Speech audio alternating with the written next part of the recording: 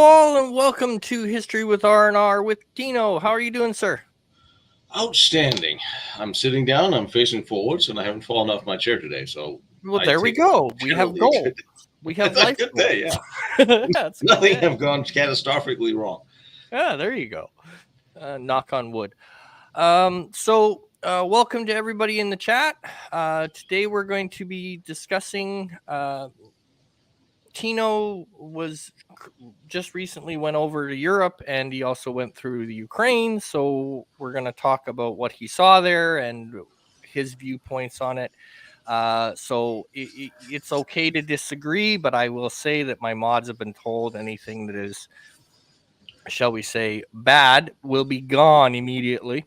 Anyway, moving on from that, Tino, how was your trip? Uh, it was, I travel around Europe every year, and I'm sort of, you go to certain trips and you come back pretty much unchanged. You go to see the things you expect to see and experience life as you travel and see historical sites as I do. And then you come back and nothing really changed. It's a routine for me. For years, it's a routine. This time, I came back, but I don't feel the same way. Yeah. Um, there's some things that changed that I've seen in both in Poland and of course especially in Ukraine.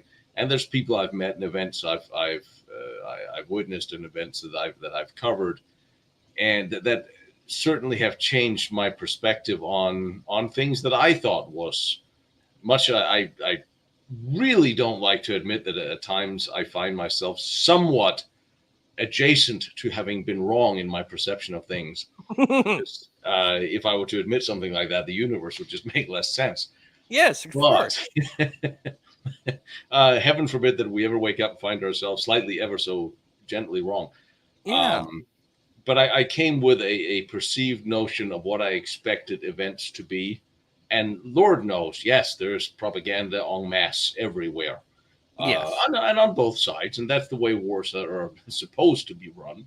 But Yes. I still had from my on one hand, my experience as a historian with history and with the traditional ways of wars in the East, and then versus a what I had believed was a more modern, more civilized world based on all. I have lots of Russian friends that are all doctors and educated and nice and friendly, normal, civilized people. Same as with my Ukrainian friends.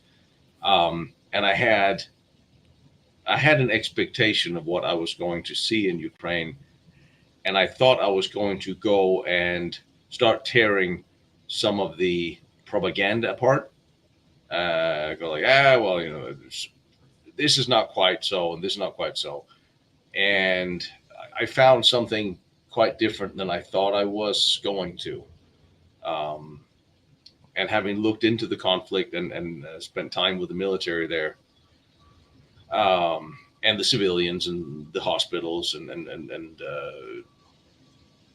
I see things different, and I would advise differently now than I would have 3 months ago.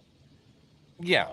Plus, I would actually consider getting a little summer house in Poland, or maybe even one day in Ukraine. Yeah. Lord knows, I really love it that much out there. Poland too. Probably going to be Poland. I don't know. Well, they Getting a have a house in bad history of being invaded, so you might want to make I sure it's not near the border. house. Like, would you like to buy a house? It's cheap. It's only been bombed once. Yeah, Um, pretty much. it does wonders for property values when missiles Yes. go through the roof. But yeah, no, I would consider Poland also because I could. There's lots of forts and bunkers out there. Lord knows I always wanted one of those, and if I get one and open a museum, I don't have to pay taxes in Poland, which There you another thing go. you don't have to pay taxes in a museum. And then we could run tours out of there, which is my secondary thought. But I'm by far I'm not done visiting and going to and from Ukraine. Um, certainly. Awesome. Was it really hard getting in? Like, before we get into what you saw there, was it hard to get over the border, or was it No, easy? no, no. No, I I don't know for some of your regulars who may not know me, or having seen me waddle through some of my own episodes. I'm still in the military reserve, and I have fairly short hair, and I'm somewhat rather muscular. Uh, I don't know if that denotes profiling, but every single checkpoint, and it eventually turned in. It really became fun. It was not a problem getting in. I was traveling around Europe for a little while first, and had a conference in Ivano-Frankivsk.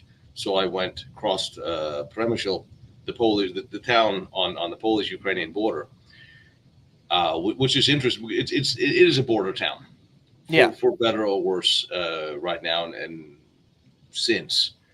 So I left my glorious rental car there for indeterminate time, since they begged me to not drive it to the Ukraine.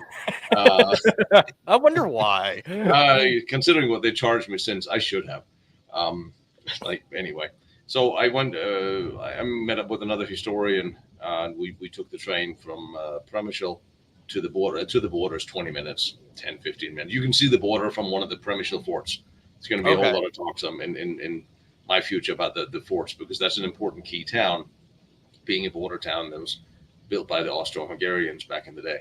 And then we took the train to Lviv, um, which is a beautiful town, also built by the Austro-Hungarians, and used to be run by them, and used to be owned by the Polish. And then we went from there to the smaller cities off the side, and then eventually I made my way to Kiev, where I teamed up with the military and spent time with them. But crossing the borders is, you do your regular border check, and I have dual passports. I have a European Okay. passport and an American passport. And I was thinking, well, theoretically, Americans should be popular because, well, we send them a lot of money.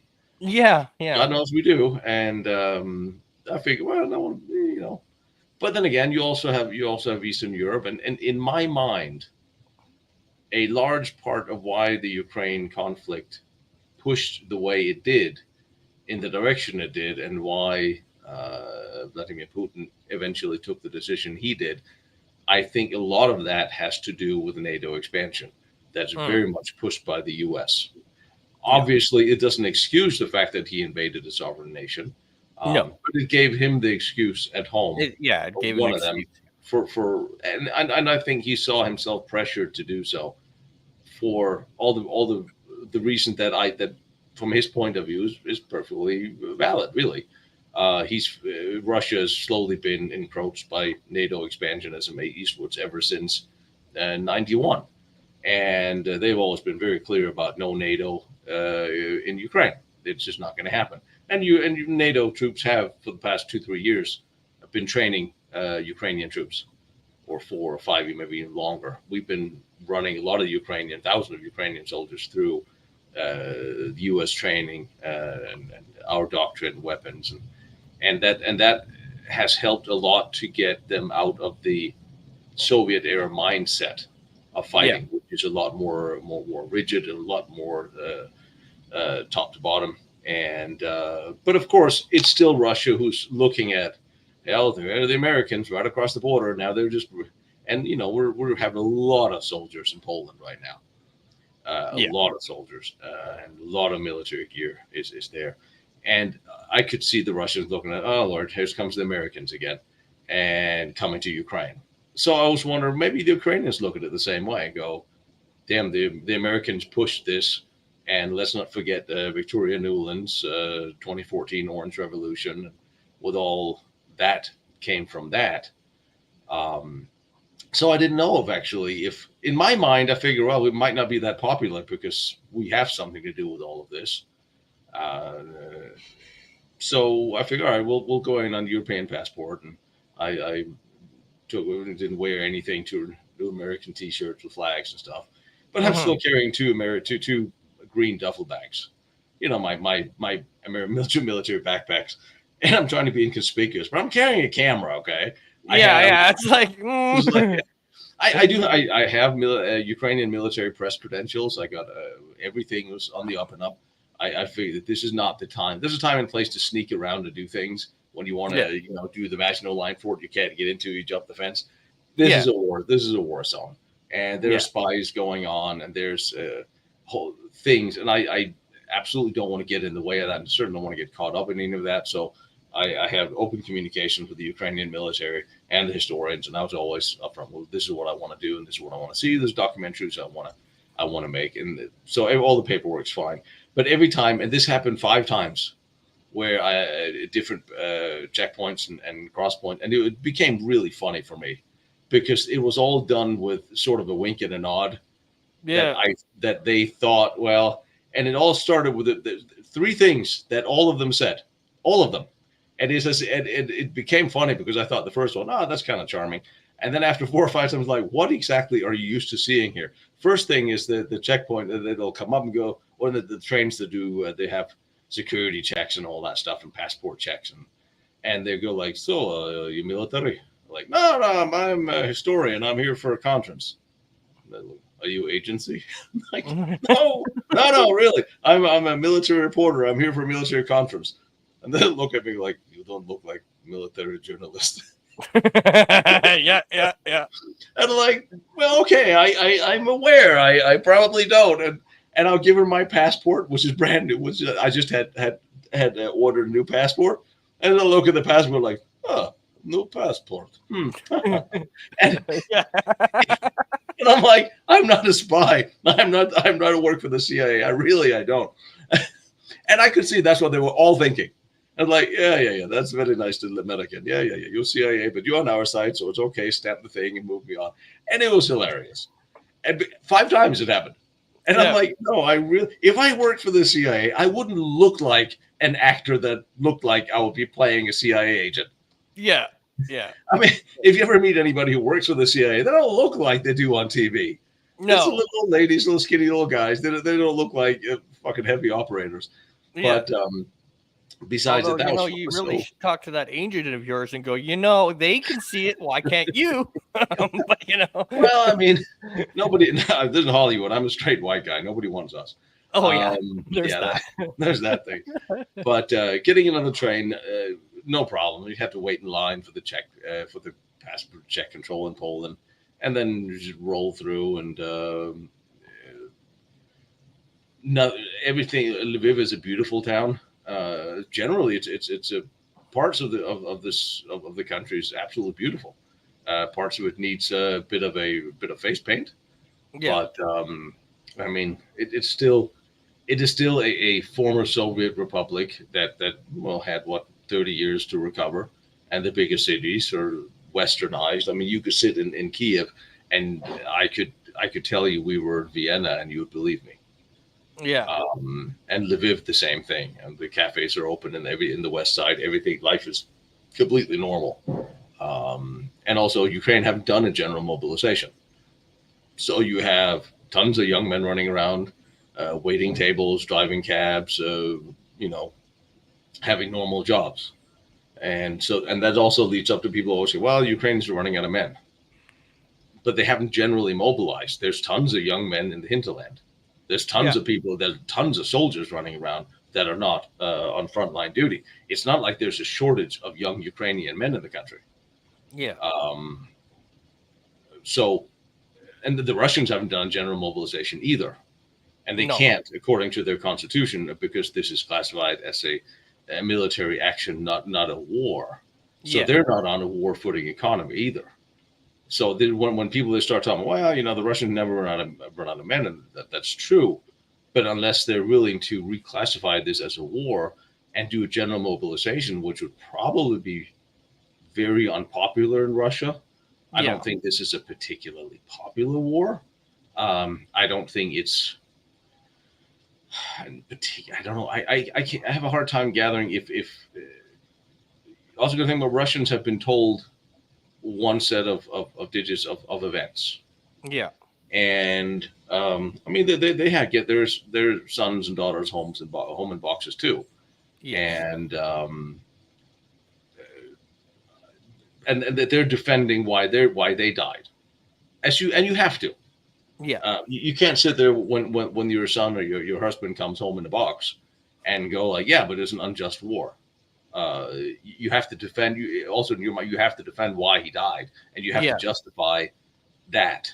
So there is a support for the war in Russia based on what they've been told. Yeah. And I don't have to tell you there's a support in Ukraine for the war because they are very, very highly motivated Yes. to kill Russians. And this is not going to be one. This is not an easy peace that will one day. Eventually, fighting will stop. Either one side's all dead, or everybody's dead, or they're gonna come up with some interesting peace plan. But eventually, the fighting will end, and this will be 100 years before the Ukrainians are gonna forgive the Russians for this. Yeah. There's no sense of yes, let's negotiate, meet in the middle. None at all. There's if it's women or children or soldiers or civilians, the only thing they pray to every day is dead Russians. There's not going to be a Wow. friendly sit down. This is not. There's no. Well, we can meet in the middle. No, they want them dead, and it's not a good vantage point for negotiations. Um, and I think the Russians grossly miscalculated this, and well, they Yeah. did. It's not. I didn't. I don't think they did. And one of my first thought is when we talk about the war in Kiev, coming to Kiev, my thought was always, did they really want to take Kiev? Because I think they want the buffer zone in the east. They want, those regions there, um, the Crimea. What do you have you there? Kiev was probably, that's what I thought. Well, Kiev was it's probably a feint. And it Yeah. really wasn't. They really genuinely wanted to take Kiev. And they really genuinely thought it was going to be a pushover. Yeah. I mean, they have several thousand armored vehicles, tanks, trucks, supplies, infantry combat vehicles rolling to Kiev. That's not a feint. They tried. They generally tried, but they gave them munitions for 3 days, fuel for 3 days, food for a couple of days. They Russian central bank sent a huge pile of cash money to the Russian bank in Kiev 3 days before the invasion to pay the troops when they got there. Oh, wow. So they genuinely thought this they were going to be greeted as liberators.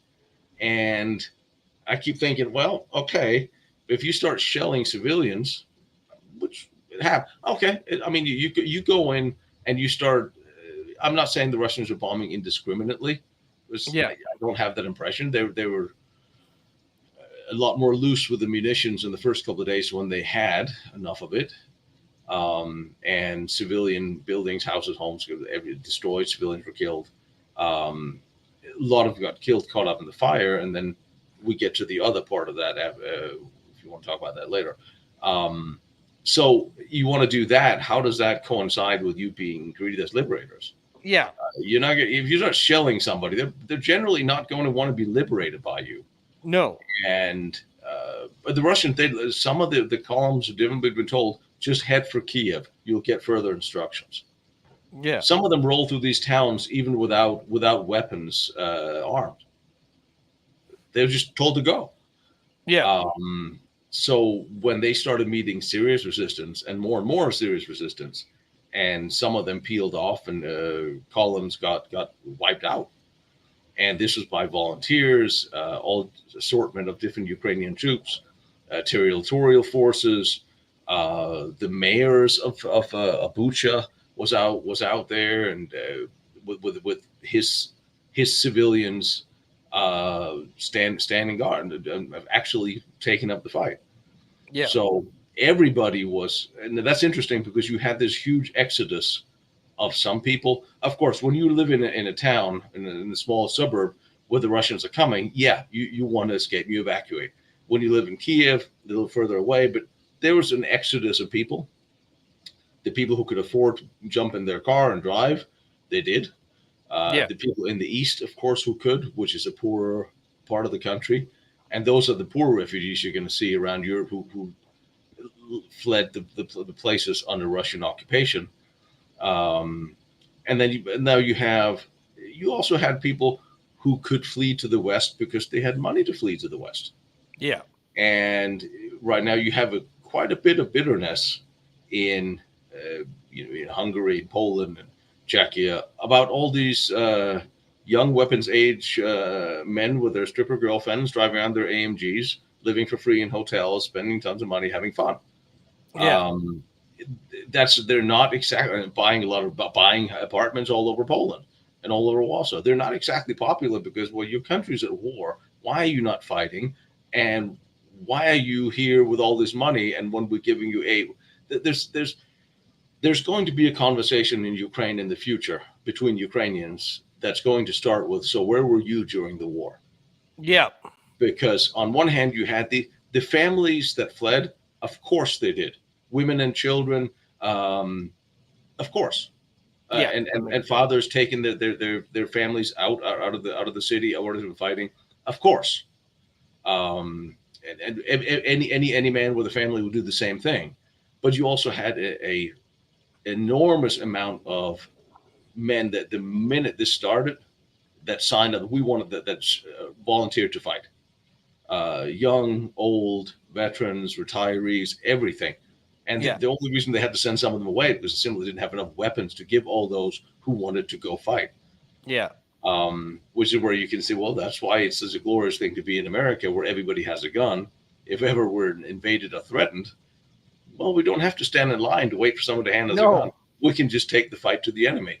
And there's something to be said for that. You Yeah. see now in Poland, you see more and more civilians are starting to get guns, get weapons licenses, hunting licenses, rifles, because it's become evident. And if Ukraine had had the same weapons laws in America, the Russians would have suffered even more because there'll be tens of thousands of armed civilians out there hunting. And they literally went out hunting on their own. Yeah. Those who had weapons, they would sneak out of the apartments at night and go kill a few Russians, toss them all to a cocktail, and without any orders, no coordination. I mean, it was really amazing to see because they really have come together um, in this fight. Um,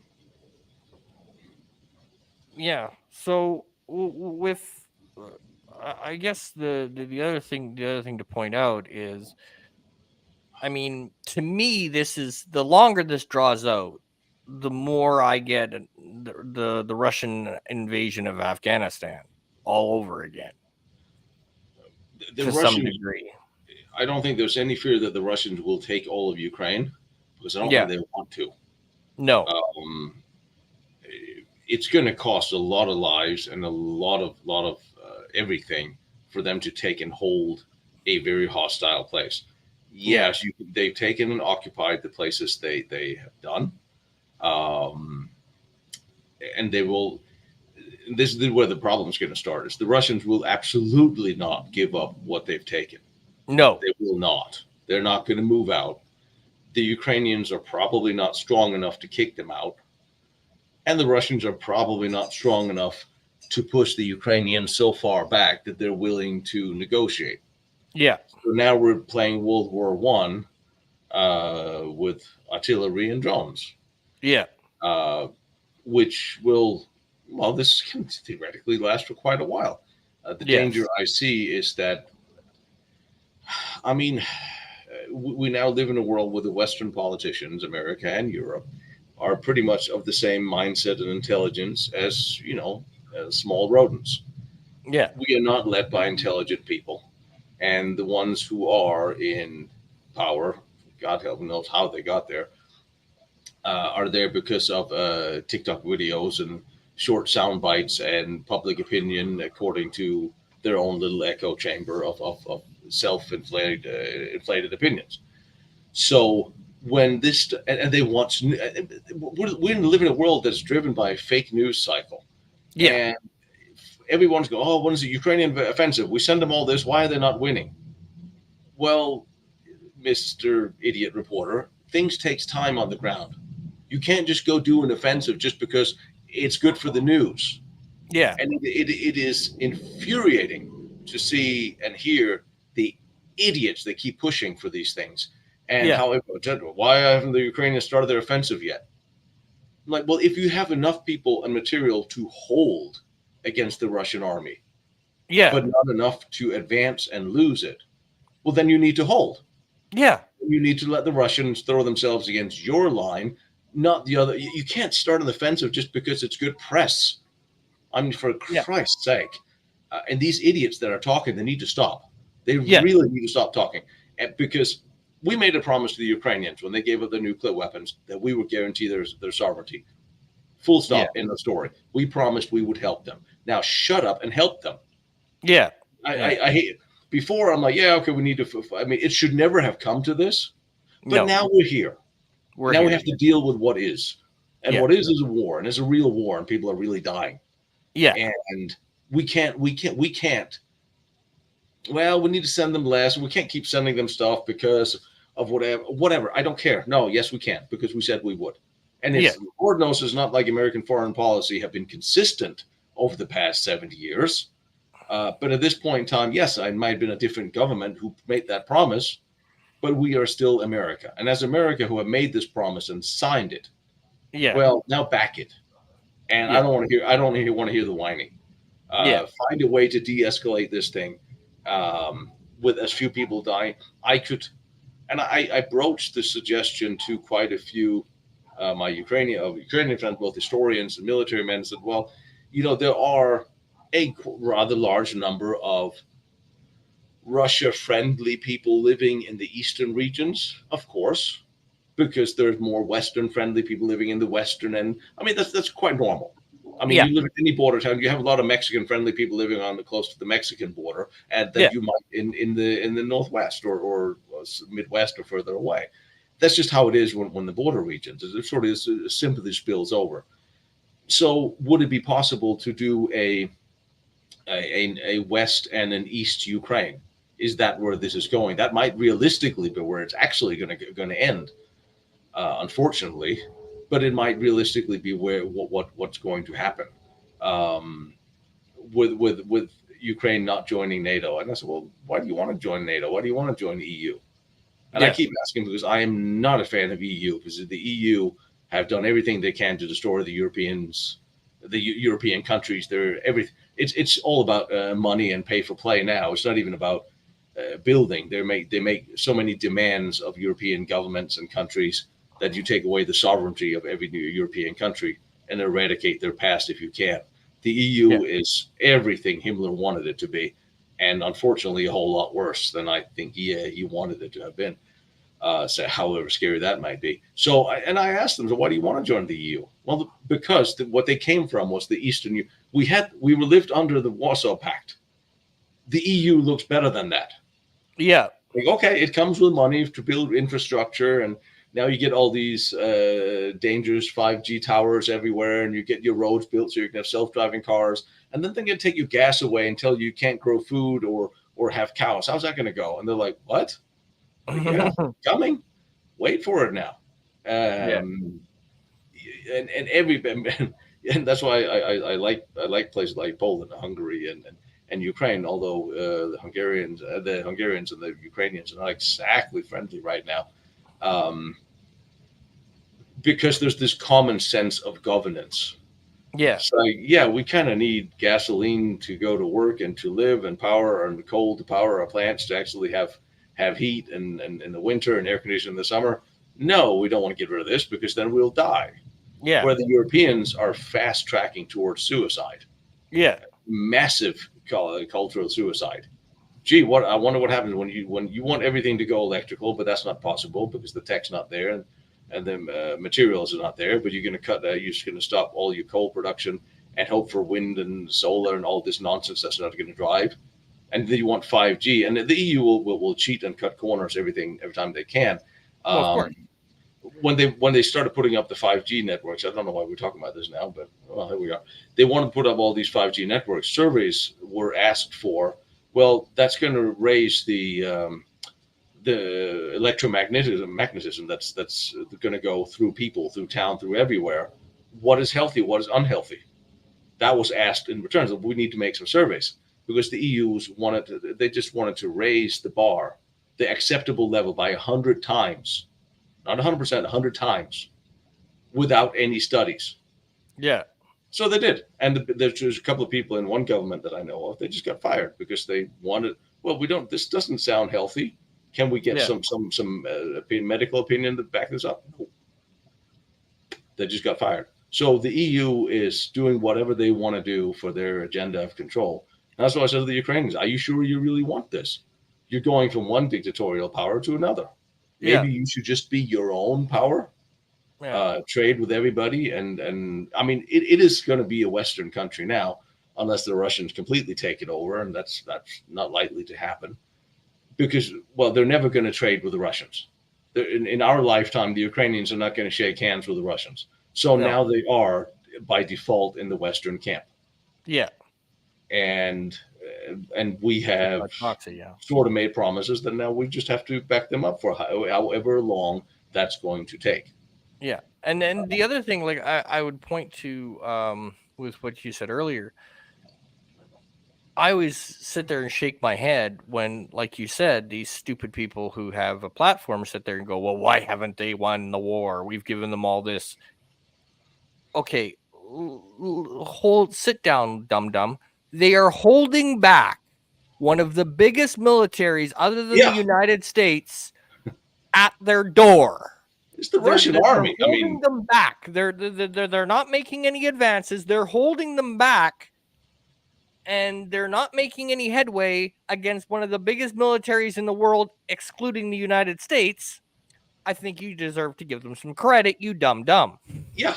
I mean, come on. The whole Cold War was based on the danger of the Red Army, Yeah, and I mean, it's still it is a formidable fighting force. They have lots and lots of equipment, and they have a production network that we don't have in the West. I mean, we have to retool everything, and it'll take us years because okay, maybe it's going a little faster than some could have hoped for given the bureaucracy, but we are completely unprepared for this. yeah, And so, but the Russians are not. They can crank out far more artillery. And this is really one of those things. This is going to boil down to artillery shells and HIMARS and bullets and men in trenches. You have all these I mean, you talk about the supersonic missiles and all that stuff. Great. I think they only fired 16 in the entire conflict. yeah, And they talk about and then we questioning. Well, cluster munitions is like for the love of. I mean, there hasn't been a worldwide ban on cluster munitions. It's just all the countries who doesn't depend on them for survival, such yeah, as South Korea, said, "Well, we should probably not have these because they're bad for your health." The yeah, South Koreans are never going to sign on to not having cluster munition.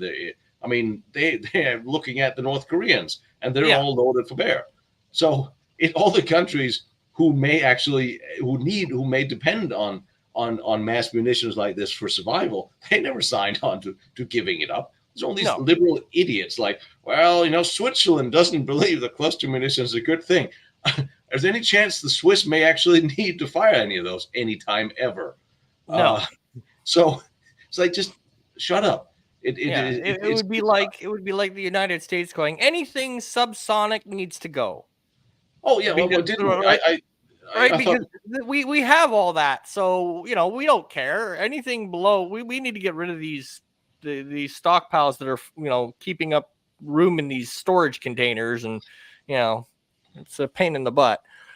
The other thing too, I think what a lot of people don't understand is it's not only can the United States produce, because in World War II they proved they can produce when they want to. But the problem is the logistics.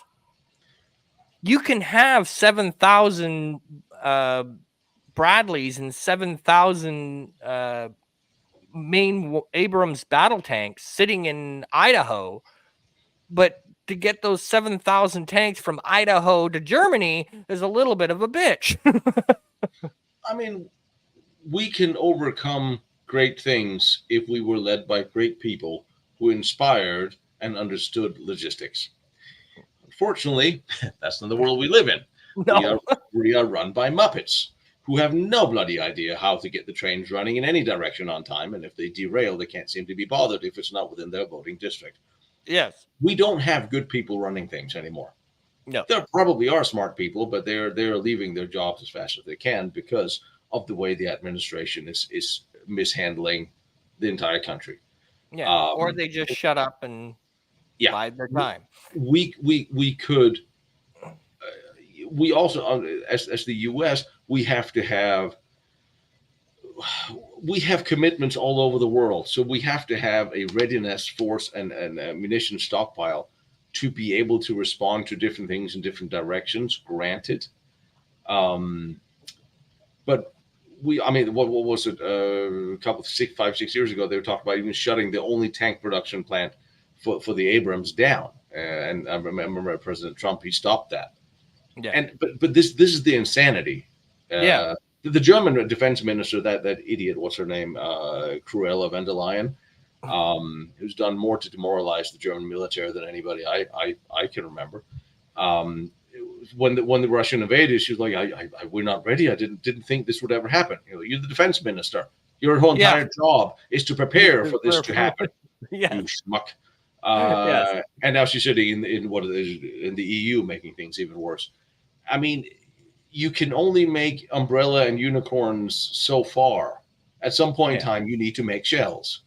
Have Yes. we retooled factories to produce shells and tanks quicker? With the Leopard tanks, they promised to deliver sometime next year. And the Germans are not retooled for this. But No. there are equipment around the world that a lot of the countries are getting more and more loath to hand out because they also have to think about Their own security. their Yeah. own security. So, and again, then you got to. I would love to have seen some oversight over where the money spent went, Oh, because that's all the that's money going to that, be the story because yeah, because I don't understand why can't we have oversight. I want the Ukrainians to have all the help at the front lines they can. I'm trying to get funds together to get the unit I spend time with. They don't have vests, they don't have boots, they don't have helmets. I'm going to try to see if I can get 100 set together and get to them, and I will drive it there myself to make damn sure it gets there. yeah. But why is it so hard to oversight? Here we're sending you a box of ammo. If Yeah. I send you a box of ammo in Canada, you'll probably be arrested. Yes. Yeah. So, but if I do, it'll be tracked all the way to your door delivery. Yeah. So why can't I send a truckload of M4s with weapons from here or from Poland or from to? I mean, it's only we fly this stuff to Germany all the time, truck it all the way through Poland, and then up to the Ukrainian border. Why can't I see where this gets delivered to what unit? Well, you Yeah. can't track this. I mean, Yeah. this is not hard. No. And some of it disappears and shows up and is Yeah. sold overseas and gets sold, and there's a black market, and there's a problem Ukraine has to address. It's not a different problem than the Russians have, because they most certainly have had a corrupt military leadership, as well as we saw the Wagner group finally appeared to take a stand against, um, And then and convinced otherwise. which I think is really an interesting. It's very interesting. There's another group of people that I think there's a lot of misunderstandings about is the Wagner group, Yeah. which is really a very interesting story, and he's a very interesting character. Um, and I can't help but to think he really. This was not a mutiny against Putin's regime. No. It was not about replacing him, although No. there was one supposed statement from one of the Wagners that said we will have a new regime change soon. So that was not what this was all about. This was about getting rid of the defense minister and the corrupt leadership in the Kremlin.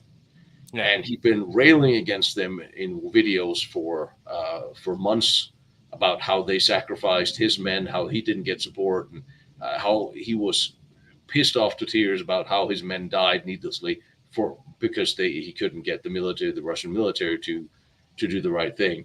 And it looks like he finally had enough and said, "Oh, fine, now I'm going to go to Moscow and get rid of them."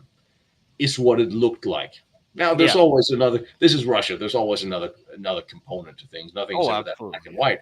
But I will say that for a force commander to activate 20,000 men and march on the capital to get rid of crooked politicians, wouldn't we all kind of wish we had a general like that? I'm just saying. Well, that whole mess kind of turned into a mess, but Yeah. you sit there and you look at it and you go, something was said. there was a meeting somewhere, and I think what doomed that whole thing was when Putin came out against it so strong. Absolutely. When Putin came out strong against it, I think that was like, oh shite, oops. And then he kind of went, "Oh, I'm going to end up in a gulag." It's I mean, yeah, I history. think Prigozhin had he had an inclination that he. Okay, you're going to think about it. The day before, Prigozhin was the second most popular person in Russia next to Putin with Yeah, 73%. So there was a lot of talk about how he would be in line for the next for the as the president after Putin steps down. I don't think Putin was particularly happy with that kind of talk. no, I think no, most definitely dictators not. would like to pick their guy Yeah, when they feel so inclined. Was usually preferably like 30 seconds after they died. yeah, Um, pretty much. but Putin Seat also put him stalling. in. He Um, gave Prigozhin the position he had, yeah, and the two of them go way back. They've been friends. They've worked together, and so this is where it gets a little bit of guesswork, and I wonder if we'll ever really know, because the weird thing is the situation this has caused is Prigozhin and the Wagner groups, they're still alive, not in a different country, but they're still all kicking. And the defense minister and all those guys are also still in power. yeah, That doesn't work. no, Um, I think Prigozhin was under the impression that Putin had been lied to and wanted yeah, to set things straight. I'm also on the impression that Putin most certainly had been lied to, because otherwise he wouldn't fire 24 generals and the defense minister wouldn't have a heart attack, and the military wouldn't have sucked. And plus, the people who in the intel who told them they would be greeted as liberators, they also been reassigned. So yes, obviously, all this cluster is based on wrong intel, wrong information, corruption with the military, wrong tactics, a whole lot of crap that Putin thought differently of. So if this was based on Prigozhin wanting to set things straight, and he also said some really interesting things, that there's no threat from Ukraine, there's no bunch of Nazis running around in Ukraine, there's all of the numbers or the casualty numbers are deflated, Russians are losing far more than they've been told, things like that he said. That's very hard to unhear yeah, for the average Russian person. Now, okay, they can scream and shout that he's a traitor afterwards and try to paint him, but he's still alive. He still has his yeah, force. So you got to ask yourself, even with the worst of Eastern propaganda, well, what are the Russian people actually thinking now? yeah, Because that's got to raise an eyebrow. yeah. I mean, It upset the Lord, apple cart. Lord knows. I mean, I live in a country with the most corrupt government that I can ever remember we had in this country right now. And there's so much evidence of corruption and wrongdoing and selling out and trades and murders and killing by those in power right now. And no one seems to give a damn. Nobody Yeah, raises bats an eye here. So I don't know why would I expect the Russians to, although they are probably more prone to a little revolution here and there than the docile drugged up Americans as we apparently have become. Because apparently, if the truth doesn't, if you're so demoralized, the truth can't shake you awake. yeah, Then thank you, Yuri Besimov. You were absolutely correct in '85, and no one listened. yeah, So I would like to think the Russians have maybe have a little less. Or okay, here's an interesting. If you saw the video of the Wagners pulling up to some of the government buildings and pointing guns at the defense ministry building, and I can't remember what it was, and the street sweeper is still sweeping around, and no yeah, one cares. No one cares.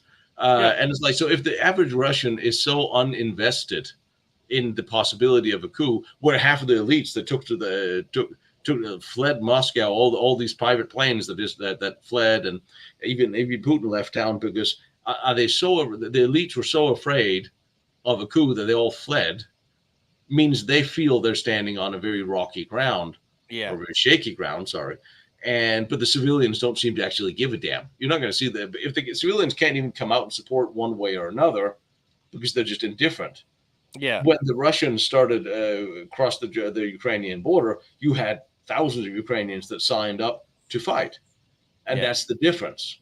And they Yeah. rallied. The Russians thought that Zelensky, for better or worse, was going to crumble and flee, as Biden suggested to him. And to Zelensky's credit, he stood and fought. And that's probably, and we can say a lot of things about Zelensky, and I haven't met him, and I don't know. There's a lot of things I don't know about him and about that, and about the intricacies of Ukrainian politics. But he's stayed, and Yeah. he went to That the street and said, "I'm staying. We're fighting. They're going to lose." yeah. And if he hadn't rallied that way for those crucial weeks or months, and you could, if they had been weaker and the Ukrainian government had fled, sending that signal, that might have lost Ukraine right there. Yeah. Well, Then we made it. there's precedence for it. World Yeah, War II. The king was told flee to Canada, and he went no. yeah, And the queen mother was the queen at the time, which we all know as the queen mom, was asked, "Do you want to flee?" And she said, "My husband will never leave, and I will never leave." Churchill, for his downfalls and everything, he stayed. yeah. Left when the bombs were going, but still, that When the sent a message and rallied the people around. It's yeah, no different here. It's the same principle. yeah, It's just different time of history. when the German army was outside Moscow, the gates of Moscow in 41, Stalin stayed. Whether there was plans of him to flee in last minute or not, he still stayed. Yeah, And that does say something. And you say, well, it's Hitler stayed in Berlin as well. yeah, But you have to lead by example. And I yeah, think that's another reason why we hear a lot of Russian commanders have been killed. And yes, we can chalk that up to, on one hand, lack of communication. But I mean, don't underestimate the Russian army, no, because it is a very good army. They have a lot of equipment. They have a lot of electronic countermeasures, jamming equipment, lots of high speed weaponry. And when we in the States stop developing new weaponry, thinking to the future, like we saw, like the hypersonic missiles and all that stuff, that oh, we cancel that. We don't need this. We don't need that. And I think that was Obama that canceled that. The Russians didn't stop developing new stuff. yeah, They have the stuff they need to do what they do. Whether they're going to run out, whether they're going to have. Interesting thing about the Russian army is the way, again, with the leadership on down to a command level, where you'll find Russian generals and high-ranking officers out on the front lines. And it's always been attributed, well, they just, because they don't have communication, so he has to be up in the front to lead, because the Russians, they don't make decisions without the commander. There's some truth to them not making a lot of decisions without the commander. But Russian soldiers historically also doesn't want to fight for a commander if they don't trust him, yeah, and he has to earn their trust by being out front with his gun within range of the enemy. And that's how a lot of them ends up dying. And the same thing was World War One Russian army. World War One, the Russian army was called up. They called up 3 million men for World War One, and they were all surprised that they all showed up. The Tsar and the defense minister also, well, when they're not, they didn't know how many people were going to show when they were called, and yeah, almost everybody showed up. So they had 3 million men, but you had a lot of peasants. And in the yeah, Russian army today, I surmise there's probably a lot of rural people, a lot of peasants, a lot of from the stans, from the not from the exterior parts of Russia, not the most educated people. Just like World War Two, just like World War One, you have a peasant army where you have to have few capable officers leading them, yeah, because they may not be as well trained. Some of them are very well trained. They have special operations groups. They have airborne units. They have well trained soldiers as well. But they also have a stockpile of not the most well rounded recruits. Yeah. and you see a lot of the atrocities that have been committed. And don't even get me started about that not being true, because it is. Russian soldiers have murdered civilians, Yeah. and they have. And if you have any doubt of that, there is plenty of video evidence of this, Yeah. um, outright video evidence, without any doubt. Edit. Yeah. Yeah, there's and you lots of civilians shot with their hands tied, shot in back of head, and it's been filmed by drones, it's been filmed by surveillance cameras. We live in a world now where everything is on camera, which is making this conflict really interesting. Is that almost all the engagements are on camera one way or another. Yeah. So Whether we see so those engagements are another thing. yes, and so are the atrocities, and there are atrocities to a and that's one of the things that really pissed me off, because to see that the Russian army today is not any much different in mentality as it was in World War I and World War II. Yes, they're smarter and they're better trained, but they still rape women and kill Yeah. families and run over old people in their tanks. And what the hell? I mean, what? Why? And I don't know. And I'm not a New York Times fan, as you may expect. However, they did a really good um, forensic breakdown in more than an hour's documentary about the atrocities in Bucha, to the point where we now know the names, the individual names of the Russian soldiers who killed civilians. Um, on camera, we have them on camera, surveillance footage, cell phone cameras. We see them lead people away, and 2 minutes after, these guys, the civilians, are killed. These idiots are making phone calls back to their girlfriends in Russia on the victims' cell phones. Yeah. And this was the Russian unit 234 that's predominantly responsible for that. There's always going to be an excess. I can then say, okay, this was what, 20, 30 civilians that was killed in this particular town. Then you have those who are just caught up in the fighting. Yeah. Uh, I mean, there's a woman and child in a building I was at. Uh, they were shot point blank with a tank 123 millimeter. They found bits and pieces of her and her kid, and I'm like, why? Are you a tank gunner? First of all, why are you wasting a shell on a Yeah. woman and a child? I mean, Yeah. it's like, what goes through your mind here? Yeah. You should be able to see this. If it's just a random shot, if it's mortars fall and civilians are killed by mortars, um, there's a lot of stray munition on a battlefield, especially an urban battlefield, that kills people. Absolutely. There's also indiscriminate shelling, where you think the enemy. And one thing I will say about the U.S. military is we have done an exceptional job of trying to minimize civilian casualties in our wars since Vietnam, and we've doing a very conscious effort to minimize collateral damage. Yeah. Collateral damage, was that hard? Uh, I'm not seeing the. I haven't seen the Russians go all out and just mass shell towns as such, but certainly they've been lobbing shells at civilian settlements, and there's been fighting around these settlements, and the civilians are in the way. The civilians have gotten in the way a lot, but you also have and my pet peeve in the world is, why do soldiers have to rape young women? Yeah. Um, and that happened in Bucha, to the whether they started that, whether they held this area for a while before the Ukrainian army pushed them back.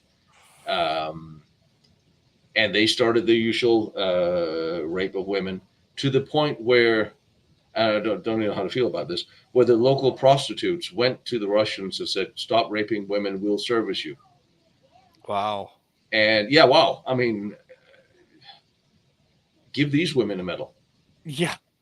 I mean, instead of young girls and housewives, and is that's a whole different. I unfortunately didn't hear about that story until I got back, and like I don't want to meet. I want to meet these women. I don't know. And there are so many sacrifices that people have made in this war that are staggering.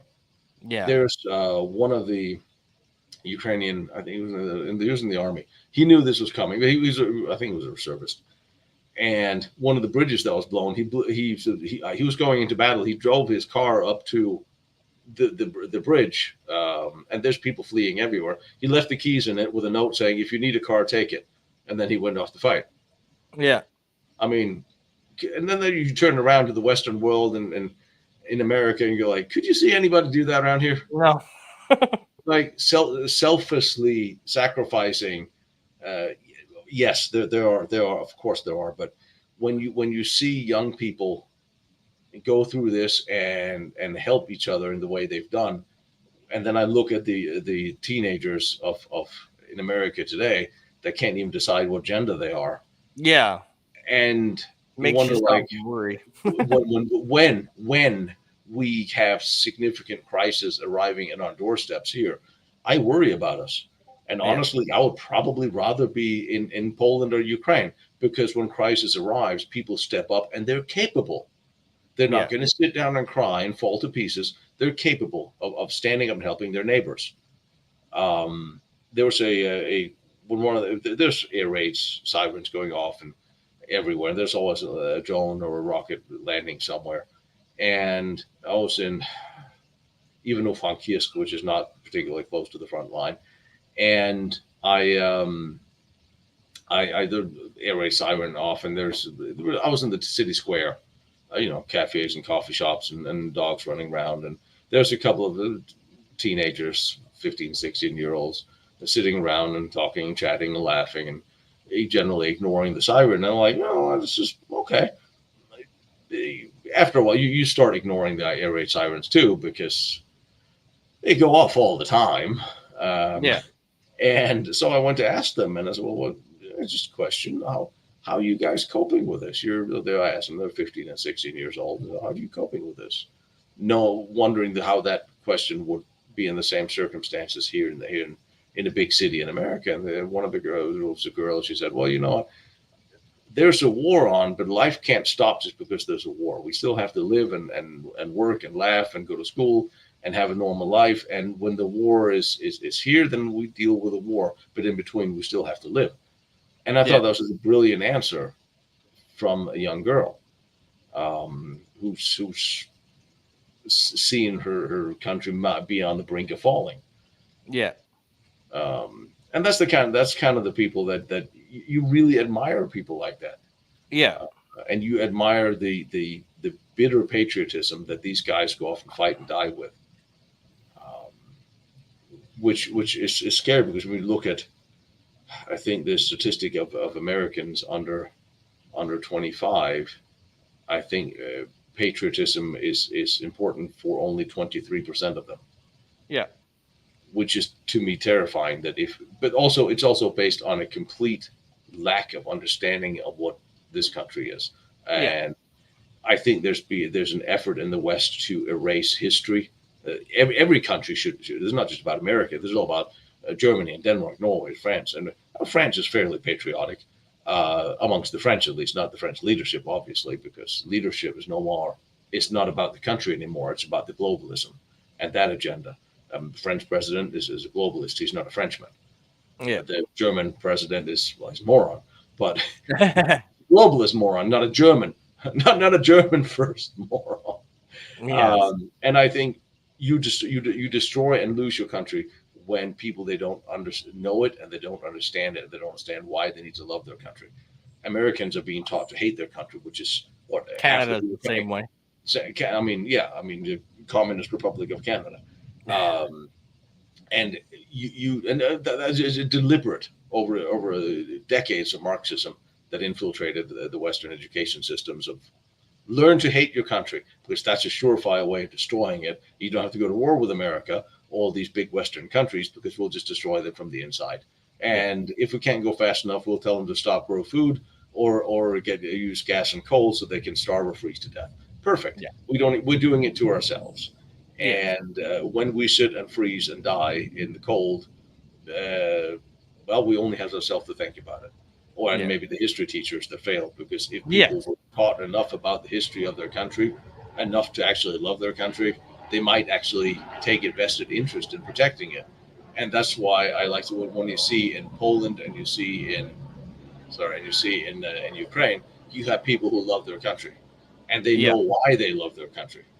You don't have to explain to them why they need to step up and fight for their country. And in Poland, you see Polish, to the detriment of my friend who worked in the Polish government, where they had a law some years ago where you couldn't fly the Polish flag except for on holidays. Now everywhere there's a Polish flag, and in Yeah. Ukraine everywhere there's a Ukrainian flag. Yeah. And more peace to them. You go through Germany, you never see a German flag. Uh, and that's what you're going to get when you erode love of country. You're going to eventually start destroying that country, and that's kind of one of the things I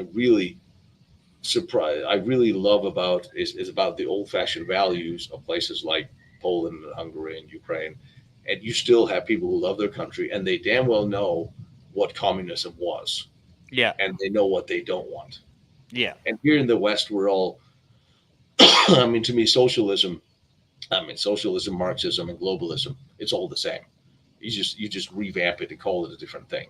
And this Yeah. globalist agenda is more to me is a world is a world communist Marxist experiment Yeah. of total control of the populace, and it's a terrifying thing, and it's interesting to see. That's why I would consider living in one of the Eastern European countries because they understand that. Yeah. Well, for me, I've thought for a while now, the West has needed a wake up call. Um, Yeah, especially like Canada, the United States. yeah, Um, we've needed a wake up call, a good wake up call, because even World War I, World War II, we were sheltered, right? A lot yeah. of the war didn't affect us. No, It affected us in the fact that we had bodies coming home. Don't yeah, get me wrong. But as far as, bombers flying over, Washington didn't happen. no. The closest you guys came was Pearl Harbor. And I mean that galvanized the It, states. it it did in the same way as 9/11 did for a while Yes. here. And what did Yes. that give us? A permanent Patriot Act of government Oh surveillance. yeah. Anything Thanks. the government ever says is temporary is usually permanent. Yes. Um, Um, but so for me, I've always thought that we needed a kick in the ass because we've gotten too comfortable. yeah. The I West has gotten too damn comfortable. yeah. And it's scary to say that because nobody wants to see people die. Don't get me wrong, but we need that wake up call because we've gotten Unfortunately, too comfortable. It, unfortunately, other people fight, we don't. That's kind of the way it's and been. and that's the other thing is like you keep whining about wanting to get rid of Russia. Well, I'm sorry. Here's the actually one country that's actually fighting the Russian army. So stop whining and start actually Yeah. supplying, Yeah. and stop procrastinating. For the love of Christ, can Yes. it be that hard? We should have gotten our crap in gear a year ago. It's like, oh, there's something. This is something we own. We need to start cranking out stuff. But the problem we have now in the West is everyone is still just too comfortable to actually see the dangers of what's coming. And Yeah. somewhere between the war on cash of digital currency and AI and the globalist maniacs, we are in real trouble. And I don't know what it's going to take for people to understand that before it's too late, because I think we are less than a minute to midnight. And the same thing in America. We are so close to a catastrophic collapse given the agendas that are put forth by the sociopaths like that is running the Western countries. Um, that they're pushing for a reset where they have even more control. Yeah. And I don't know about you, but I will fight for my freedom because it's all I have left. Yeah. And people I don't seem to understand how their freedom will be impeded if Yeah. cash goes away, just for one. Well, Uh, and not only that, but the scariest trend I've seen, um, that was manufactured by, governments and groups and stuff, is the fact that we have gone from a, a people that, when push came to shove, whether you agreed with it or not, you stood up for it. yeah, Right? You backed your brother, you backed yeah, your neighbor, you backed your, you know, okay, this doesn't have any fucking thing to do with me, but you know what? This is wrong. I'm going to stand up for it. yeah. Right? We don't do that anymore. We're No, too no, we don't. fucking divided where, oh, well, okay, like a good example, you have one protest where certain people don't agree with it, so it's, oh, I don't care what they do to them. But when it's something that involves them, oh my goodness, how can they arrest us? How can they? Oh, well, what the? Well, you were calling for it a minute ago with these guys. What's your problem here? I It's mean, the same situation, just different cause. the division in the West, and especially certainly in America, and I see it in Canada as well during the Oh trucker yeah, protests. The division is imposed. It's fake. yeah, It's not a division that actually should exist between normal people, but it has been slowly groomed and taught and forced. yes, And the media most certainly have a brunt of the responsibility of what is coming. So many people have died and been and killed and harassed and hurt because the media doesn't hold itself honest and call right or from wrong, because I'm not even sure they understand or know what right or wrong is. They're watching out for their paycheck, but they're not actually they're fueling the fire. yeah. And Well, like I mean, we you saw you with the look at BLM how protests. uneducated some people are. When, I mean, what was it? 2 years ago, they had that spree in Europe where people were vandalizing World War I monuments Yeah. for stuff that happened in World War II. It's a World War I monument, you Yeah. moron. No, there are other differences.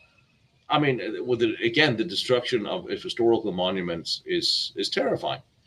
Um, and they all and the it, like the when you have people from the agencies come out, oh, the biggest threat to America is the white supremacists. I'm like, the white supremacists. Yeah, Where exactly are these people? There yeah, are no white supremacists. It is a complete made up fantasy. Sure, there are people that are right wing and there's people that are left wing, but 99% of all violence in this country for the past decade have been from the left. So, and where exactly is this growing movement of white nationalists who want to take over? It is what they are trying to impose in people's minds. It is what they are telling them because it is what they want. Because yeah, what they really want is a couple of white guys to finally have enough that they get fired and can't get a job and can't work because of their discrimination. And then they go off and do something stupid with firearms. So now they can point to these two guys and say, "This yeah, is your white supremacist," like yeah, the Indian guy with a swastika flag in his van that ran into something in Washington before I left. Oh, he's a white nationalist. He's Indian. yeah, He's a white Nazi. Like, no, he's Indian.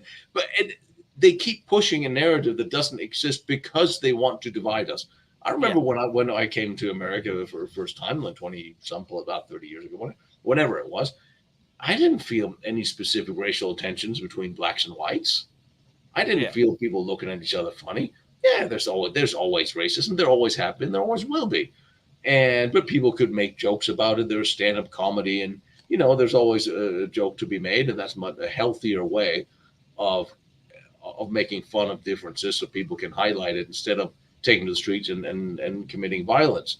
But that violence and that division has again slowly um, been imposed, and you see the whole anti-nationalist, the whole concept of nationalism. Well, to me, a nationalist is a patriot. yeah. Has nothing to do with race. It has No, nothing to do with has nothing to do with the Nazis, has nothing to do with but we have subverted language and the way the media keep they take words away from us. Say, now Yes. that's a bad word. Oh, you can't say nationalist because that means you're racist. Since when? Yeah. When did those two mix? Yeah. And now you can't say, well, no, I really don't want my young son to chop his penis off and wear a dress. Oh, now you're homophobic. Yeah. Like, no, I really don't think that applies here either. Yeah. But they keep boxing Yeah. conservatives You're or being put normal into people in. smaller groups. Yeah. So no matter Because what, I mean, it's the oldest trick in the book. yeah, Divide and conquer. It's been well written about and well done over the course of history. yes, You can't beat um, a resolute front. You can no, beat a divided front very easily. So it's easier just to keep everybody divided, fighting yes, amongst each other, and that's the end of that. And going back to the Ukraine, it's been very interesting to watch because on one hand, it's kind of like, and you can correct me if I'm wrong, but it's getting scary to the point where it's no longer becoming a crisis. It's like the Western world soap opera. What happened yeah, this week? Right? yeah, Like it yeah, and that's a scary mindset for us to be in. yeah, This is like people are dying. This is real. This is not some made up thing. This is, people are fighting for their homes. People are fighting for their yeah. lives. And And whether we agree with the government in place or we agree with the country's things is kind of irrelevant at this point. We can deal with that shit later. yeah, All right. We it, can deal with that shit later. Let's stop the killing for it's 5 minutes. and it's interesting because again we're trying to run a war based on a press cycle where and it frustrates the media that the Ukrainian military aren't telling them what they're doing. Well, of course they're And I'm not. like, well, gee, I I'm wonder sorry, why. I'm going to counteroffend. Let me call a CNN right away and tell you exactly how we can defeat the Russians, you morons. Yeah. It is so that they don't understand. This takes time, but we have now built this world into an instant gratification. Every Well, and 15 what minutes, a we lot have of to have a people high or forget. low. And I mean, no wonder we have all these young people who are now seeking. I don't know. I don't know if you noticed that there's a whole lot new trend for psychiatrists and for therapists for young people. I'm Yeah. sorry. When I grew up, I didn't need a psychiatrist. Yeah. Sometimes I need a smack on the head, but I certainly Yeah. didn't need a psychiatrist. Now that's the threat. Oh, you can't deal with life. Call your psychiatrist. No, you call your parents. Yeah. I mean, that's how it's supposed to be. But we have taken everything away from the parents, all the responsibility away. And we're doing the same thing with the military. What are you expecting? A press conference every time we're going to do something? You Yeah. want Well, everything okay. high Uh, uh, speed and flow. You need people yeah. to have their ups and downs. People It doesn't work. forget. People forget. Um, Germany took over France in what? 40? Yeah, 40, 40, 40? yeah. Yeah. Right. We didn't land in France until 44. You mean like when we started fighting World War One 6 months before it ended? Yeah. Yeah. Like we didn't do D-Day the very next day Hmm, or the next year no, after France fell. no. Right? So, I mean, could you imagine that mindset being brought back to World War II? Well, you're not leading an offensive where we're supplying Britain with all these things, and you're not pushing up against the Germans. You're not landing in France. It's Yeah, 43. What the hell, right? I mean, it, there was some of that, especially from the it takes Russian side, time. but it didn't happen overnight. No, I mean it takes time to build everything up. And the same thing. That's one thing people that don't understand. That yes, they need F-16s, and yes, they need tanks, and they need all this, but they don't need 20 tanks here and 20 tanks there. They need 200 tanks with trained drivers now. When they can, there's no reason to send a little bit at a time. Yeah, we need to send stuff to hold, but you need to build up a pool of people who know how to operate it and repair Yeah, it, which is even more important. And that takes time. yeah, And it doesn't take very long to train a dude on a T-72 compared to an all battlefield integrated computer system, Abrams or Leopard tank. It Yeah. takes years. It doesn't. I mean, you have a, and just because somebody's trained on a MiG doesn't mean that you can just retrain him in a couple of months for an F-16. Yeah. Yes, he has an advantage. He knows how to fly, but he needs to know how to fly that plane with that avionics, and he needs to fly into that plane's strengths and not fall into the other plane's strengths, which has Yeah. different variables. So it takes time to train people, and people are getting, Ukrainians are getting trained, um, but it all takes time, and Yeah. It's foolish to think that, because if you go back to World War II, and I use that as a base because that's where I've researched a lot. yeah, Russia didn't push back Germany on the first day, no, right? Like it took many dead, and many of oops, and many, yeah, it wasn't done overnight. no, It was, this silly notion of a quick war. We've all got used to this quick war thing, yeah, and yeah, it's not realistic. It is if you're okay, and people can tell me I'm wrong all they want, but it's not you can expect a quick war when it's the United States versus the Iraqi military. Okay, I'm sorry, but yeah, yeah. you know, no, okay, no. But what you'd expect is Russia to have a quick war, not Ukraine, Yeah, and that's kind of what the Russians right? expected too. Right. Yeah, So if you're expecting a flash war, where things are done, then that would be on the Russian side, not the Ukrainian side. The yeah. Ukrainian side is the Iraqi military. Well, it's interesting because when the Russians they started this, they started with some 150,000 troops, and the Ukrainians already had some 230,000 trained soldiers, and the Ukrainians anticipated this to the point where, as you know, if you're a military man, you know if you are at war or war is pending, you pull everything out of your bases and your key installations, and you go hide in the woods. So because you know your first strike is going to be on your base, it's going to Mm-hmm. be on your airfield, it's going to be all these things.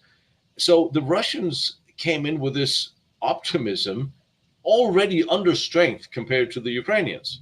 Yeah. But the Russians also had far more gear. They had far Yeah. more equipment. Well, and the Um, other thing too, I would point out is, like you said earlier, Russia is not on a war front, no, no. right? Like they haven't. It's not a war. It's a war, but it's not classified as a war. Yeah, it's a military action, which is so they said, well, the Russians called up what 280,000 or some reservists some time ago. Yes, but Russia does that every year. That Yeah. is their new set of recruits. Every year they call up 200 or some thousand, and they send the other ones home. Yeah. So it's not like they enlarged their armed forces by 280,000 to go to war because they sent the old trained recruits home. Now they're training the next set of recruits. So that doesn't get a number taken out of context. Yeah. Um, and Russia also had its production and supply issues running down the stream because they were expending an enormous amount of artillery. Yeah. Um, and again, it is also a little bit, I suspect, just like every war that the U.S. have been involved in, it is a trial bed or test bed for Yeah. new technology. And Yeah. Lord knows it is. And it's interesting because a couple of days ago, I talked to a Patriot operator who's always bitching and moaning that everything's always breaking down and the trucks and everything's crap. He has tons of problems with it, but it doesn't seem like the Ukrainians have the same problems with the system. Yeah. And it's interesting that the Ukrainians are very industrious people when it Yeah. comes to this. They make everything last because they know their life depends on it. And it's Yes. really interesting when you have your back against the wall and your life depends on it, you become really, really smart and Yeah. really focused on what you need to do. Yes, there's corruption and there's bad players running around Ukraine doing stupid things. And yes, we have tons of them in Washington. We have tons of them. Russia have theirs as well. Fair enough. But there's for the fighting men and women at the front Ukraine, there's a very singular motivation that drives them, and that is far outweighing the motivation of the Russian soldier to do this, and is probably also far outweighing the Western resolve to help, Yeah. because we keep at some point in time, um, at some point in time, the West. Well, we need a new news story. We've been the crisis we all think is going to come to the West.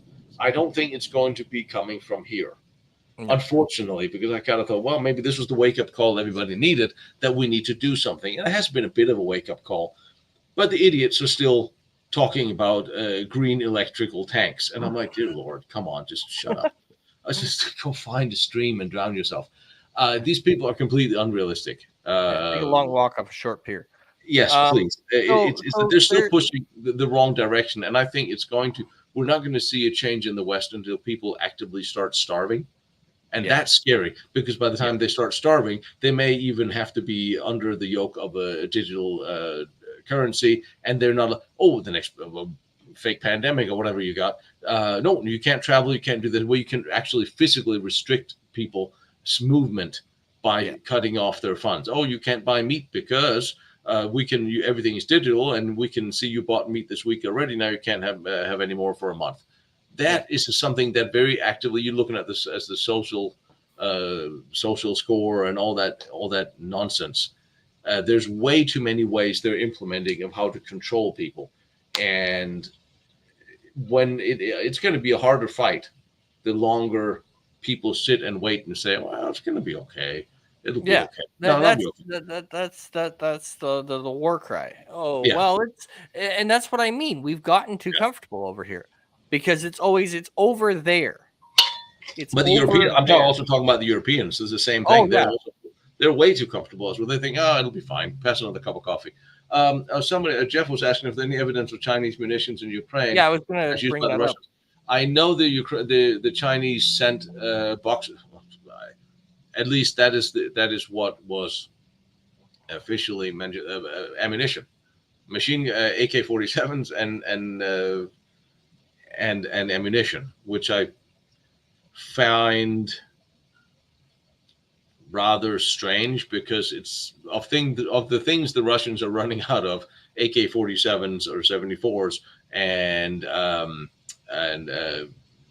ammunition is not really it. Yeah. They need electronics for their drones, and they need artillery shells for their weaponry. But I could also see, well, that was what came out officially, semi-officially, as a shipment from China to Russia. Just because that's what the boxes say doesn't necessarily mean that's what in the boxes. Yeah. I also don't. I can't quite. I don't think that the Chinese are all that happy with what Russia No. is doing, because it also makes the Chinese put them at odds with everybody else. I Yeah. think there's a fairly clear picture that the Chinese are the bigger threat, and I would like to have seen. I would like to have seen a decade ago, or several decades ago, that we had embraced Russia far more after the Cold War ended, and and done everything we could to influence Russia in a Western positive way. Yeah. Instead of after the Cold War came down, the Russian and Russia fell apart, or Soviet Union fell apart. We didn't send them any aid or any help. Yeah.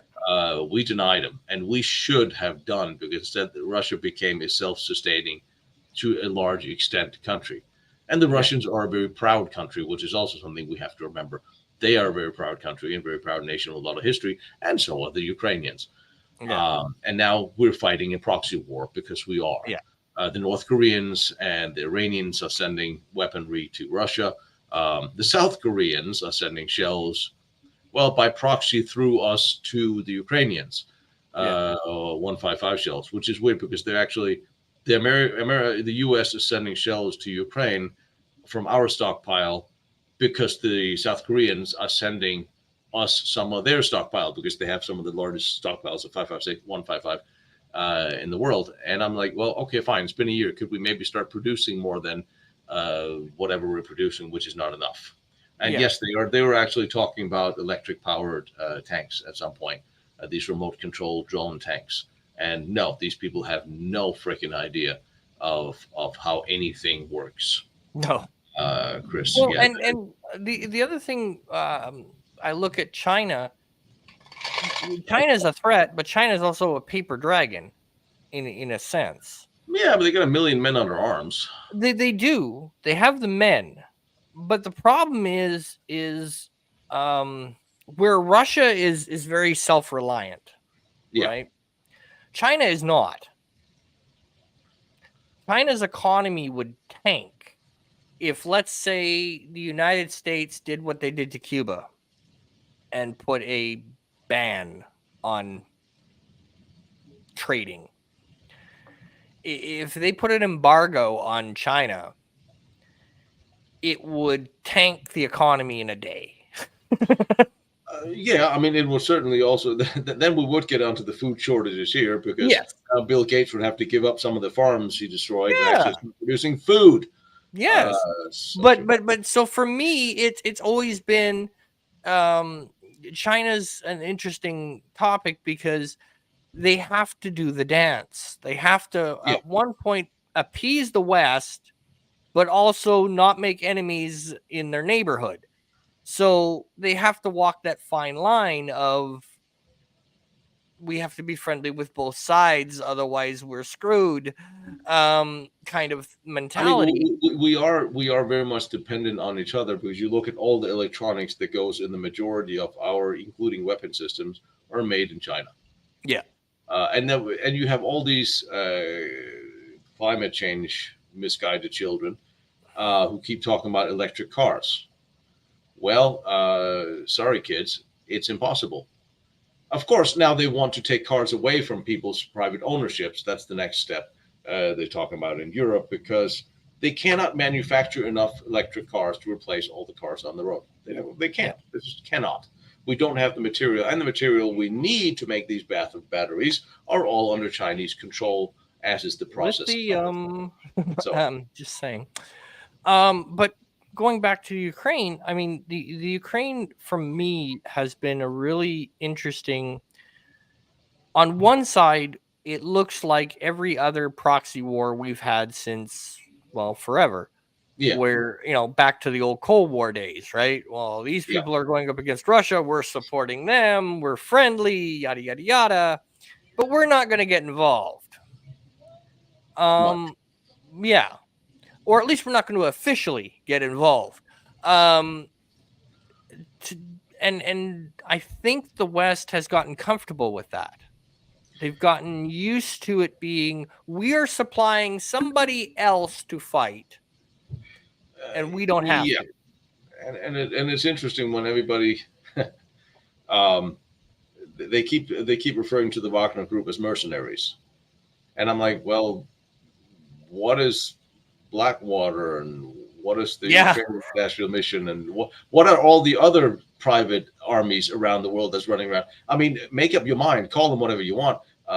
One thing I will say about the Wagner group, they don't like to be called mercenaries, and but because they don't fight for anybody, they fight for Russia and Russia's interests. They're a very patriotic group. They even have their own church. They're also very really they're all orthodox.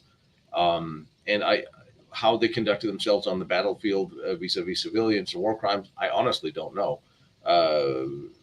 When it comes to that, they've been fairly efficient because their tactics, because they think outside the box of the typical Russian military, which it might be good that Prigozhin, he is not the head of the Russian military now because he may actually reform it into a more effective, efficient fighting force. So we're all talking about all these proxy wars fought by proxy soldiers, fought by volunteers, Yeah. um, which is okay, interesting. And now they start talking. Well, the next step we can have drones fight other drones, and it's like you guys got to stop this nonsense. Wars will happen as long as human beings are human beings, and they're going to end up with a bunch of dudes in one trench with rifles fighting Yeah. another bunch of dudes in another trench with rifles with artillery overhead. And you see it today. You have all this sophisticated electronics and all this future technology, and a war is still fought by dudes with guns fighting other dudes with guns. Yeah. And this is the way it's going to be. And that will never change because you can't have a drone hold territory. I know No. they want to go insane with the AI, uh, but the next step, we want to weaponize AI and hope it's going. I mean, isn't that sorry? Isn't that how Terminator started? I'm Yeah, sorry. yeah. I'm just saying. And correct me if I'm wrong, but you were in one of your videos you were showing how some of the old battlements Yeah, from like World War II is being used now. that was my favorite. That was actually one of the reasons why. I mean, you're gonna want to go to a war zone. You have to give yourself an excuse, right? Not just because I want to go. Yeah. Um, Mine was I wanted to see how the Ukrainian army was fighting in the same areas as the German army in 1941, Yeah. and the Russians from 1934 to 1939 built the Stalin Line bunkers, and which is fortifications, bunker complexes, all the way top to bottom of the Russian Empire facing Poland, which they had fought. The last war was Russia fought against Poland in 1920 and got their ass kicked. Um, so they built Stalin built those, and then in 1939, when the Russians and Germans met in the middle of Poland, they abandoned that building construction project and started building the Molotov line, which then ran through much further west and through what is today Poland. And so but they were still there. So when the Germans went after the Russians in 41, they still had a very large number of Stalin line bunkers, which is all sorts of underground tunnels, fighting complexes, artillery bunkers. Um, they're very well built. They're very well made. That's why I wanted to see them because I was actually very impressed with them. I'm also very impressed with the Molotov bunkers because they're not shabby. You also see the Polish built bunkers in 38, 39 facing the Germans and the Russians. They're not shabby either. You'll see all of them coming up.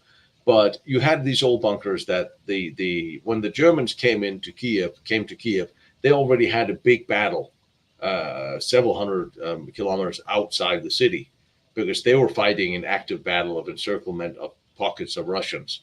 So Kiev was just the next evolution. So first of all, the German army knew um, they were expecting a fight. They didn't just roll in, but they Yeah. also came in from the same direction as the Russians came in this year, and they fought against the Russians in the Stalin Line bunkers. But the Germans occupied. They pretty much surrounded Kiev before they took the town. They did it the smart way. Then they took all the villages around, concentric attack, took the town, done. The Russians came in one prong from one direction, and then several weeks later started from the other. But two lines, two approach roads. The Ukrainians blew up all the bridges. Now they're Yeah. stuck. But the Russians were fighting up against exactly the same direction the Germans came out of. And the Ukrainian army, they took up position in the old Stalin Line bunkers. Some of them had been partially destroyed, blown up at the end of the war. Some of them are intact and fine. And they fought the Russians out of and um, I can't pull a picture. They literally had Maxim guns from the Second World War. They put back in their emplacements and fought off the Russians. Yeah. And some of the volunteers that I know from the Ukrainian territorial forces and those who fought in Bucha last year, they're all volunteers and they were equipped with a partial World War II weaponry. So they're fighting with the same weapons, and they had this the fortified line of bunkers, Stalin line bunkers, and of course from 41 there's trenches dug between the bunkers, connecting trenches going backwards, communication trenches, fighting trenches, all that, just like World War I, Yeah. in between the bunkers. And last year, the Ukrainians just redug all these trenches that was always partially dug out, and they started finding a whole lot of artifacts from the Second World War as they dug them out. And then they occupied the same trenches and the same bunkers and fought this time the Russians coming from the same direction. Um, and it's really interesting. You see how some of these bunkers held up to a shell or a Katyusha rocket, or it's like nothing changed. And then the Yeah. Ukrainians kept digging World War I trenches. The Russians then, when they started getting pushed back, they started digging improvised trenches.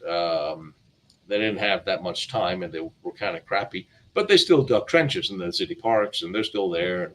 you find ammo boxes and piece of IKEA furniture, or whatever have you, that's stuck in the side of all these, and it was a trench war, just like everything else. Yeah. And that's another thing about Ukraine is when we talk about the Western influence over the past 10, 20 years, since I was there the first time, the West really have invested a lot of money in Ukraine. Yeah. There's been like I say, you see every major Western corporation is represented. Yeah. The German businesses, Coca-Cola, Gucci, Chanel, all the flagship stores, everything. And you see a lot of EU flags flying. Some miles a little premature, but they still are. Um, it's very much become westernized in that sense. Ukraine is very much a Western nation, but they still have, you know, a little bit of the Eastern Bloc mentality and a lot of the old crappy cars that'll make all these climate change and nutters shit themselves whenever you see these old cars and diesel trucks farting around on that road. And like, if you want to take that over and clean it up, good for you. It's going to cost every EU country billions of dollars to make that sanitized. So good luck with that, EU. Yeah. Um, and I told the Ukrainians, Carry just on. I got to step away for 1 second. So just carry on. Um, and I also, there was going to be a fascinating experience. I told the Ukrainians, just be you. Just be yourself. Be in a neutral nation with your own army, your own money, your own agriculture. Um, they have love of country, which is what you need in order to do that. Everybody else is looking at a global economy, so when one thinks sinks, then everyone can sink together. Um, be your own, nations. That was my suggestion to them. Um, I saw a question there. Do you think Russians would have attacked Ukraine if Trump? No, actually, I don't think he would.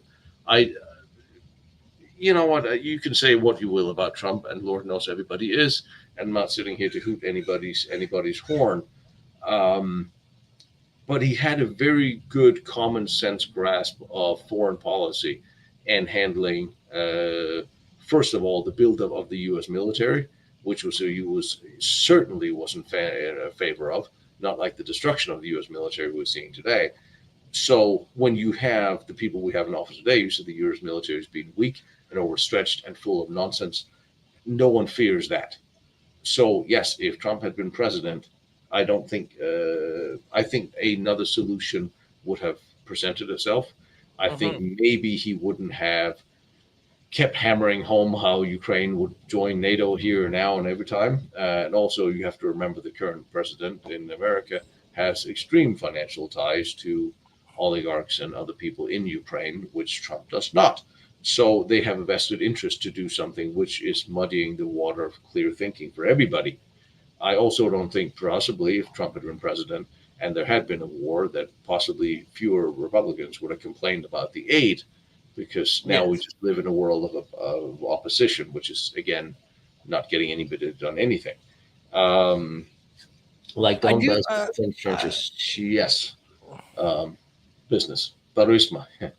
um, you were saying? I do. I've had this thought for a while now, and I wonder if it would have actually changed things or if it would have made it worse. But I don't think it could make it worse. So here's my thought: how much do you think this conflict would have changed if instead of the Air Force One flying to Kiev, it flew to Moscow? Well, And if the Biden was in president, it, I don't think it would have made any if the difference. president said, I don't need to meet with Zelensky, I need to meet with Putin, I and I think want that to would have talk to been, him yesterday. yes. Do you think it would Uh, have had a difference?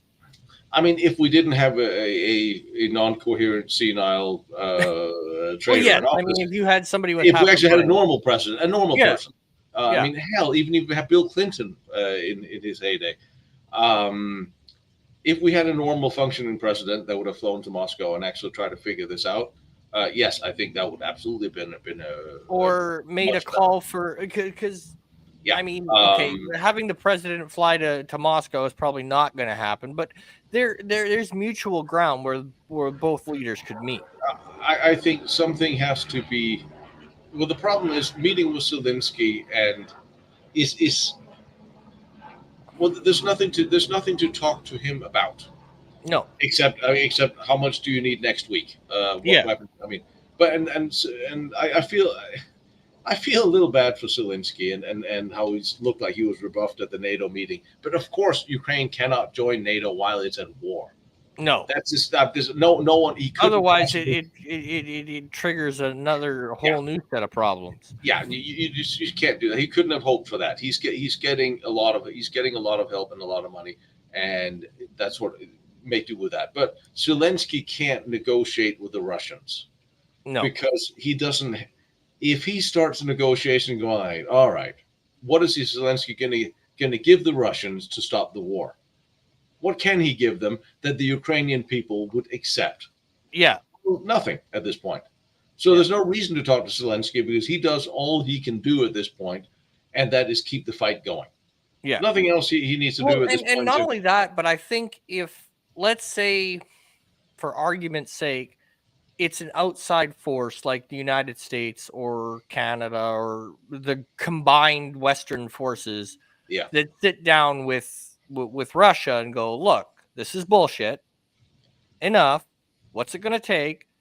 And it gives Zelensky an out, especially if it does. I think right, right. It gives him an out because he's going, well, I fought against it. I didn't want to give this up, but I had no choice. I mean, And we could. I it think gives that's him an out. absolutely right. The deal has to be done with all right, and the whole thing about we don't talk to our enemies. Well, okay, good luck with that. Meanwhile, back on Earth in the real world, we need to talk to these people, and we need to talk to Russia and try to figure out what is it. I also think Putin wouldn't mind having an out at this point. Yes. I Well, don't think this and has that's the gone other at thing we all. have to understand as a Western country. We have to understand Putin cannot come out of this weak, No, right? and He's never going to agree to anything that makes him lose face, exactly because then right? then then Prigozhin or the next one is going to Yeah. come gunning for his job. Yeah, That's yeah, just the fact exactly. of we have to Yeah, understand how Russia works, and we have to yeah, give him an off ramp.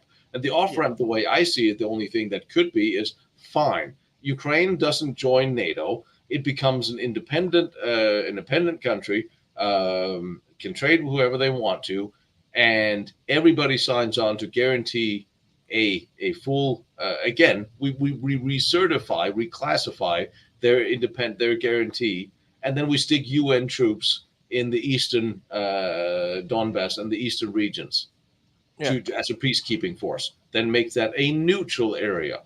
yeah, I mean that is the only thing I could sort of think of. That would then Zelensky would say, "All right, we're not going to join NATO, but we have guarantees, and certainly we've honored our guarantee. We are honoring the guarantee we gave.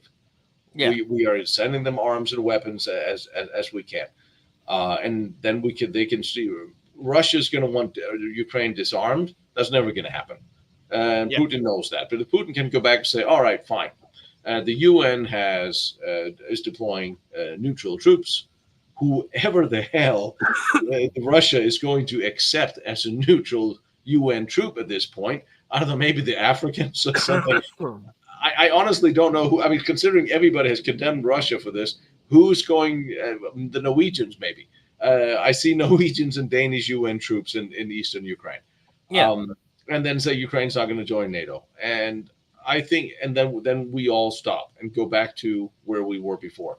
Then we're going to get to, well, what about the naval? What about Crimea? And what about Sevastopol? What about all the Russians not going to leave their naval base? Uh, no, but they could possibly leave part of that territory. yeah. I mean, Again, it's got to be the only way I see this resolving is it's got to be a way that Putin can come out saving face. yeah, And not only that, and this is what makes it tricky, Zelensky has to save face too, yes. Oh God, right? yes. Because if he doesn't, then Right? he's yeah, So you end up with a situation where both sides have to come out somewhat smelling like roses, yeah. and it be Putin needs to be able to come out and say we accomplished our goal, we have done what we set out to do, we can now stop. The Yeah, great Russia has prevailed, right? And Zelensky needs to be able to say to his people, we have, fought hard, blah blah blah, no more deaths, no more children need to worry. yeah, We have ended the fighting. This is the way to forward, yada yada yada. Otherwise, you can't just go Russia gets everything they want and Ukraine shut up, yeah. because then you weaken the you weaken that, and then you end up with civil war instead of a war. And that's the other thing. Who's part of the oblasts that Russia have now annexed will means that they see that as part of Russia. Yeah, that's a bit of a stretch, but they see that. So how are we going to give them to give that up? We're going to have fair and honest. Maybe we're going to. That's the thing. We have to have in parts of these oblasts in Ukraine have to have fair and honest elections where people get to vote if they want to be part of Russia or part of Ukraine in that region. Maybe that's what we need, but it has to be a. And I'm not a big fan of elections these days. I don't have a whole lot of trust there. But it has to be a monitored, honest election.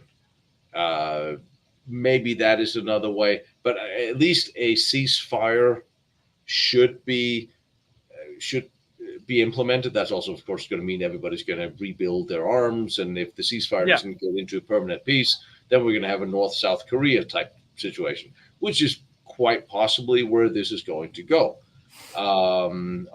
Jeff asked about the dam. Um, Jeff, no, I was there when that happened, and I sat down with my Ukrainian friends and said, so who really did blow up that dam?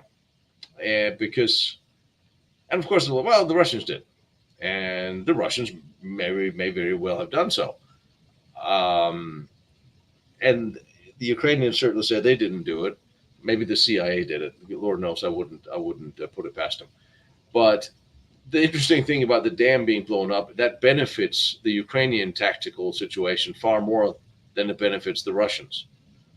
Which is why I always said, well, why exactly to do that? Because what it did is it flooded all the minefields and trenches the Russians had dug downstream. So it weakened the Russians' strategic position there, tactical position, and it strengthened the Ukrainians. Now it also uh, let the water out of areas that they could potentially cross. Is probably still too muddy, but in the winter when the ground freezes, it gives the Ukrainians a path over. Whether so, I'm not saying the Ukrainians could have done it. I'm saying the situation benefits the Ukrainians more than it benefits the Russians. The Russians does some really stupid things tactically, so I have no problem also buying into the premise to what the Ukrainians said that the Russians did it. And Lord knows there seems to be a third party group that blows up things everywhere else. The Ukrainians did blow up the dam at Kiev for the Kiev Sea of Kiev, um, and but they did it in a way that the areas that was flooded slower, so people wouldn't. And I was there, so people wouldn't. There weren't no one drowned or any of this. But it had to be done, and it really improved this strategic situation. It probably saved Kiev that they blew up that dam. yeah, Um, So I don't know why if they blew this one that they could just say, yeah, we blew it up to get rid of just soften the Russians' positions up. It's not a popular thing to do. no, Um, and now I'm surprised that the grain was still moving until the Russians started going after the harbor ports after the Ukrainians blew up that bridge, which I'm sort of there's a lot of things I don't I find interesting. First of all, the fact that I'm traveling on train in a country at war that is receiving vast amounts of supplies being transported from the west to the east, and I was driving west to the east on a train. but nobody's blowing up the railroads or the rail station or the transport networks. The Yeah. Russians not blowing any of this up. And I always wondered why, because Lord knows I was at war with a country that was being resupplied. I would destroy all those supply lines. Yeah. So that also says it's not like the Russians don't have the capacity of of destroying the railroads, slowing things down. But a lot of it does look like a lot of the material that's coming is not coming by rail. That's what I kept telling myself as I was on the train, obviously. And I know how some of it comes in, and I'm not going to tell you. But certainly there are choke points in a country where bridges and infrastructure the Russians could destroy in order to slow down resupply that they haven't. Give me an idea that it doesn't look like the Russians are all out for all out war, total war, whereas the Ukrainians are absolutely on board with all out war because they're fighting with their backs to the wall, and you can't really begrudge them any of that. And if they it was Biden, he was whining about how um, hang on for a minute, Logan, um, was complaining that yeah, we'll give them their 16s, they may attack Russia. Yeah, so what? Yeah. Maybe they will. I mean, their country's being invaded. They're fighting for their lives. What do you think they're going to do? And does it really matter? You sent them the weapons. It doesn't really matter why. I don't think America is going to do a first strike. Russia can do a first strike on America.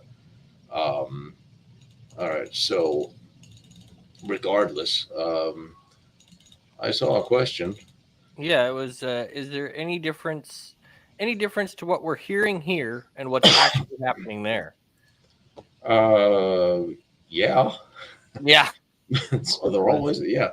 Um, I mean, like I said, the western part of Ukraine is functioning completely normal and safely as any Western nation you would see. Cafes are open, restaurants are open. It's the sun is shining, everything's good. The war now is to the east where it is, and it's a slugfest. What makes this interesting and makes it really hard to discern what is going on is you hear so much disinformation and so much information because sometimes I swear the networks they just have to say something every 15 minutes to outdo their competitors for ratings that they just make stuff up or Yeah. they make a non-story into a story. um, on one hand you can have it turns you a little schizophrenic to try to look at it. You can have a four-star general historian from West Point or where have you um, lay out a brilliantly well documented with numbers, point by point, why Ukraine cannot win. And then you can switch channel and you can have a brilliant four-star from Annapolis lay out point by point with numbers why Russia can't win. Yeah. And you can sit and they're both well. You go like, what the hell? Okay. And the Ukrainians, God bless them. And I obviously there's conversations we can't have, and there's questions that I wouldn't ask because I can't do anything with the answers anyway, and I Yeah. wouldn't. Um, um, is that they're keeping what they're doing very close to heart, Yeah. which is understandable and is actually very smart. And there's a lot of electronic wiretapping, listening going on out there. So yes, they're not saying a whole lot. And I saw in the West some months ago about the Great Ukrainian Offensive. You have so many different media have said so many insane things, including that the Ukrainian offensive was going to invade eastern Poland. Um, I don't even know why, but some network actually came up with that brilliant idea. So you're like, oh, geez, all right, that's an interesting thought. Or they were going to go to war with Hungary, or, or. All the Yeah. speculation you hear in the network, just ignore it all. Yeah. Uh, you can look at the map, or you can look at. Actually, there's an interesting app that I can't remember what's called. That I have to look up for you. That specifically denotes. It is called. deep state map. It has nothing to do with the deep state, but it is a deep state map. What it does is what you have is a Ukrainian military map that lists where all. Come on, come on. Technology, gotta love it. God, I hate my phone. I need a teenager, please. It lists all of where the Russian forces are compared to the Ukraine. Yeah, Um, and you see troop movement because they're very good at showing where the Russian forces are and what units are there, and you can hit every little brick, and it'll tell you um, who that is.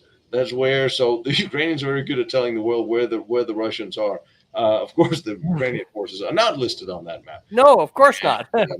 Also interesting, Google Map doesn't update on in Ukraine since the Okay, war started.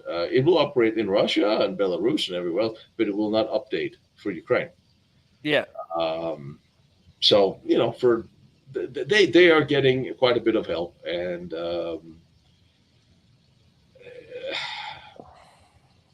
yeah, I mean, if the U.S. would actually stop, if the U.S. would shut about what we're doing, if we could please stop the debate in the West about shells and planes and different things, and just do stuff.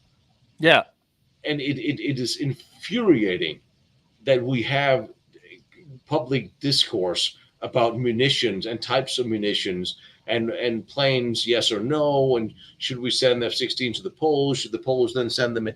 I mean, just do it. yeah. Like, Stop could you talking imagine? about it. Could you imagine how bad D-Day would have went if we would have, advertised what we're doing before we did it? We need to put out the contract if we want to build any of the floating bridges, or I mean, I Yeah, don't really know. I mean, should we like, use the, should should we, we openly argue about, what destroyer is going to be where, and what seriously? what I flight mean, group is going to fly here, and if anybody would grow a brain in the White House, not that there's any chance of that, they would step up to a press conference, and every question about Ukraine munitions will be no comment. yeah. Are we sending this? No comment. Stop talking. But of course, I mean, we don't have politicians or statesmen or stateswomen. We have Muppets. Or So if they are saying something, it ain't what happens, no, usually not, or right? unless Like, unless unless it's a secret, in which case it in is. which case it's broadcast Oh, nationwide tomorrow. absolutely. But like, if you're gonna say something, well, okay, we're gonna send 16 fighters through here. Meanwhile, they show up in the south instead of in the north where they were supposed to be. Just see if do a little decoy. I could see that. But to just openly go, okay, so here's what we're going to do. Okay, so we Yeah, need to get some more of this because they're about to get a whole bunch of this. Like, yeah, what the fuck? yeah, I know. And also, when we start talking about what the Russians are, what we know of what the Russians are doing, do we need to telegraph Yeah, what that we we know about know. the enemy? Yeah. I mean, obviously, we're not telling everybody everything, No. that we know, but still, I keep seeing things in the media going like, why is anybody talking about this, or why is anybody mentioning this? Why is it? I mean, when I was out there with my camera, I was obviously I'm looking at this from through the lens of military, and as a military guy, I'm looking, okay, this fortification of this bunker, I'm not going to take a picture of this because it may be in use, it may be a type or a construction that is not standardized, that maybe we're not talking about that.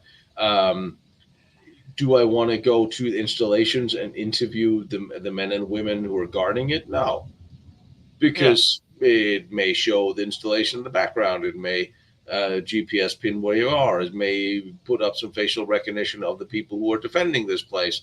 Yeah. Then somebody can find them on profile and then backtrack to the phone and see when and where they are. Like, Yeah. no, you have to think about this is a full spectrum battlefield we're living in now that involves a whole lot of electronics, digital, internet, and computer that just leave it alone. And you cannot is like running around as a media person looking for a story just for the sake of looking for a story if it Yeah. puts people at risk. Um, and you can't, as a politician, just keep throwing out information you're told just because you want to get your damn face on the media. And you see that in Washington all the time. You see these idiots keep talking about stuff that they just heard in an intel meeting, or they comment on stuff that should just not be talked about until this is over and done with. Um, so you know, Jeff, I'm doing it live tomorrow. We can continue there if you have Yeah, questions. yeah, We can get to absolutely. But yeah, it's crazy to look at things, and I've already took 2 hours of your day, and I know you weren't feeling well, so we'll get wrapping up here. But it's crazy that we have come to this point where basic knowledge is foreign. Like, you Yeah, do not advertise what you're going to do before you do it and expect it to work. yeah, Like, we didn't advertise D-Day. We yeah, advertised a fake D-Day. We yes, had, fake tanks, fake things, put people in places to divert attention from the real attack. We did this back then. This isn't new. And modern thinking is like, no, no, no, we must report about what we're doing as we're doing it. No, you idiot, because then you're telling the enemy what we're doing, you morons. it's funny when people say that the public has a right to know. Yes, the public has a right to know about the financial affairs of its government with enemy nations. Yes, I agree. The public have a right to know the drug habits is running around the White House. We have a right to know. Yes, the Yeah, public doesn't have a right to know when we are putting people's lives at risk in a country at war. yeah, When you no, there's a time and a place for everything. Of course, like I always said, in each war is shrouded in a mist of propaganda and disinformation. yeah, As war and conflict, and apparently everyday politics as well. But when the conflict of the war is over, then it's up to historians to start unravel what really happened. And there's yes, some really good, like you said, the Battle of Kiev. There's some really good uh, post-conflict or post-engagement analysis by historians. At this point in time, I don't listen to the news anymore because I yeah, don't. I had it. I will wait for a historian of repute to come down and break down an event for me of how it happened day by day by day, and then I'll yeah, make up my own mind because I yeah, can't have some muppet on TV or the pretend news to tell me what I should think. And that's the biggest danger we have is that we have a young generation that is highly impressionable, highly stressed, and generally prone to being nervous because they were never really raised with a backbone of knowing who they are and what is right and wrong. And they're flailing around and they're hearing all these terrible stories. Oh, you're gonna die of global warming. You're gonna die of this. You're gonna die yeah, of that. There's war Russians coming, and none of this is instead of living everyday lives, they're living these online horror fantasy lives that is yeah, terrifying them, and it's just I don't know if we can return. The only way we could return to a common sense path for the West is by being faced with a tremendous challenge, conflict, war, civil, what have you. Something has to go horribly wrong so enough people wakes up and realizes we have to go back to governance by common sense, yeah, not by impulse and press bulletin. yeah. I mean, and But I would invite you all to check out Tino's website. It has been dropped in the chat a couple of times. He has a lot of information on there, and we add stuff all the time. And we've kind of slacked because he's been touring. So we haven't done an update in a while, but we'll be working on that, I assume, yeah, in the yeah, next no, I'm couple back. of Yeah, days. yeah, And what time is your stream tomorrow, Tino? yeah. 10 o'clock if I can crawl my butt out of bed. 10 o'clock my time, California time, which is what is that, 1 o'clock your Yeah, time, 1 o'clock mine. 7 Yeah. o'clock in Europe, Central. I would say just click on it and see what time it is in your part of the world, because Yes. So yeah, just 6 is Central. that'll be on Lost Battlefields. That that channel is also Yeah, go to YouTube, dropped Lost in the. Battlefields. Yeah. It'll come up under lives coming up, and Yeah. I think I'll put a little thing reminder, and Yeah. I'll probably see you there tomorrow. Oh yes, I should be there. Yeah. Is Machine here anywhere? No, is he? I didn't see him in chat, but I probably will be talking to him later, so Yeah, I'll remind him. all right. And I'll talk to you later as well. Yes, yes, we'll have to get the update for the website and everything. But with that, I hope everybody has found this at least a little bit of informative. And thank you, Tino, for your time. Anytime. And with that, thank you all. And oh, I gotta get my stuff working here. There we go. All right. With that, thank you and take her easy, folks.